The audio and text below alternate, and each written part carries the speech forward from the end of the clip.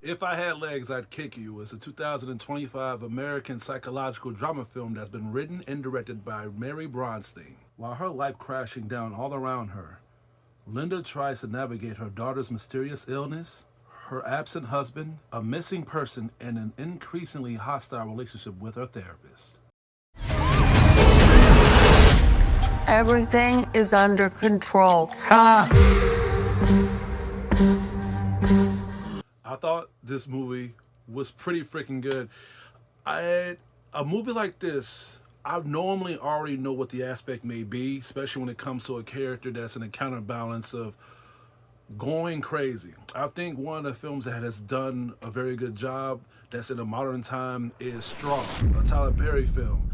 But I'm gonna have to tell you right now, when it comes to the acting and more relation to the characters and just getting into the attributes of everyday behavior, If I Had Legs, I'd Kick You did not just make me get into a new boarding concept of me loving this film in a whole different tone, but I saw the risk that they have took in this film to the point where I was surprised how much relation I could adapt with these characters and just seeing all the shit falling apart with one character, which is Rose Byrne's character.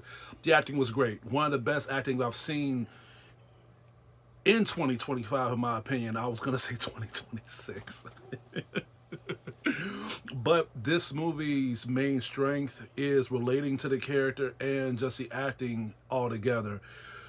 I was blown away from start to to start to finish. The movie takes place in a steady tone by us relating and us feeling the character's emotions and feeling the character's drive, which is Rose Byrne's character that play as Linda. I think that this is one of the best performances she's ever done. I've watched a lot of her projects all the way until the 90s, and I think this movie may be one of the top tiers of her performance because I like how this film has challenged her mental state when it comes to how angry she may be, how tormented she may be, how depressed she may be, and above all, how she tries to balance this out by trying to take care of her daughter and try to keep her sanity in check. This movie starts where she's in therapy, and you can already see her like her mental state begin to collapse as her daughter begins to ask her tough questions and even tries to confront her of her hypocrisy, and even when her therapist begins to correct her as well. And this was just us beginning to see how things is beginning to unfold with her character as the project continues. It's bold, it's tough to look at times, especially if you can relate to being in therapy a lot. I was in therapy a few times and it hit me right here. I was like, Jesus, like, I don't know if I could watch the rest of this film. And I got that reaction a lot when I came to seeing how much she will endure with this project.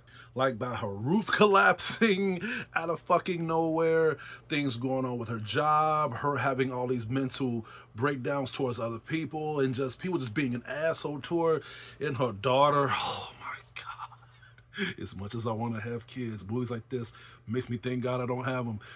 Oh my God. I don't even want to mention her daughter, man, but this movie will make you feel the frustration of her character when she goes through all this stuff. And just her being in a counterbalance of just about to like go ape shit and just literally just go crazy. If you don't go crazy, you gonna wish to God that you have not endured the shit that she's enduring. But that's what makes this film powerful, is you seeing this shit and you trying to hope that she finds a solution. And that's what makes this film strong as well, is that she tries to find a good route. She tries to look for the best case scenario, and fuck, she even tries to ignore the things that surround her. But what makes this movie realistic is that when she tries to do good, she takes shortcuts. Like she even like she tries to abandon her daughter at night so she can drink. She does drugs, and she even goes to a certain route when it comes to her disbanding her husband so she can have an affair.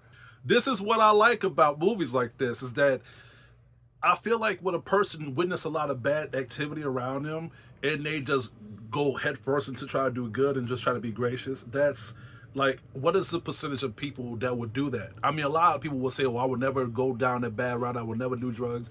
I would never abandon my daughter." You say that, but I'm pretty sure you're not tainted with white clothing. I'm pretty sure people would go the routes that this girl has went through. At least they won't admit it. But I think the main thing that kind of threw me off the rail was when she tried to fuck her own therapist just so she could relieve her stress. Why you gotta do that, Rose? Don't do that. Don't do that. I'm saying that because I done that myself. Look. I'm saying that now because that was a long time ago. I would keep that shit to I'll keep that shit to myself and bury it. But people know me that knows that I've done. Look, I was in a bad place. I was in a bad retrospect of just me living, and I was vulnerable. And I'm gonna tell you right now, even to this day, I regret doing this. But I'm gonna tell you right now, man, doing fucking your therapist is one of the low blows of life, man. Don't do it. Just don't fucking do it. But that's what I like about this film, is that it shows the counterbalance of people doing these behavioristic activities and you asking yourself, like, will I do some shit like this? And if you've done it, can you admit it? And this is also what I like about the film too, is people talking about these actions. I was watching this shit with my wife, and I even had to come clean with a lot of actions that Rose Byrne was doing in the whole film. And I told her, like, yeah, like most of the shit that she done I can relate to, except having a kid. And my wife was telling me some things that she would have done too if she was at the brink of breaking down. But I feel like stuff like this, thank God you got people to talk to, because with Rose Byrne's character, she didn't have no one to turn to. It was just her and her mental only. And films like this deliver a good power structure when it comes to looking the negativity in the eye and just look at the worst case scenario. Like, what would you do if you was really distressed out? What would you do if no one knew the shit that you was gonna do and you would get away with it? And when it comes to A24, when it comes to the mental stability with films like this is one of the best projects they have ever fucking done in a long while. When it comes to A24 films, of course, they show little signs then and there on this film that can confuse the viewers. It confused me a lot, especially when Rose Byrne's character will have like this vision aspect and will go dark and will show like some, like some star figures and stuff like that. I had to look it up, and by me looking it up, it made a lot of sense. I was like, okay, this makes a lot of sense now. And my wife, she didn't pick it up either, but when we explained it to each other, not only did it make sense by me looking it up, but when she explained it, I was like, oh. So I highly recommend you watching this with a couple or just a friend or just anybody in general. A24 is known by throwing little critique things into characters that you are invested in to confusion. But when you understand it, and that's when the whole film unfolds and things begin to make perfect sense. I haven't felt this way since I've seen Men, and even that movie was a clusterfuck of confusion. By me wrapping this film up, I like the way how this movie ended. It showed a lot of closure, but not closure as in positive closure. It just showed a lot of things that was happening, and we end up getting a conclusion, a scenario of Rose Byrne and everybody around her, like their actions was beginning to unfold. And the way how this whole thing happened was great. It was realistic, it was relatable, and above all, it was something that really didn't throw the whole film out the window. The way how the movie started is the way how the movie ended. In a way where you will cringe, you will like look at the characters and just be like, wow, like, okay, this is what's really happening, And again, it makes you ask questions like, if you was at the brink of breaking, how would you handle this in a whole civilized manner? I'm gonna tell you right now, there's barely any civil activity in this whole film. At least they tried to be. Overall, this movie was beautiful. I love If I Had Legs, I'd Kick You. One of the best movies of this, I was going to say this year again.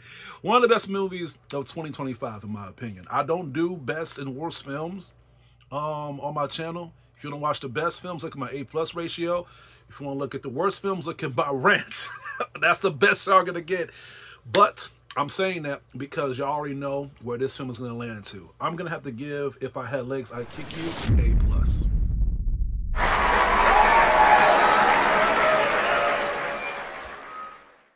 Guys, like always, stay tuned for my upcoming reviews and videos headed your way, okay? That's all I have to say for today. This is Hugo, your critic teacher, and I hope you all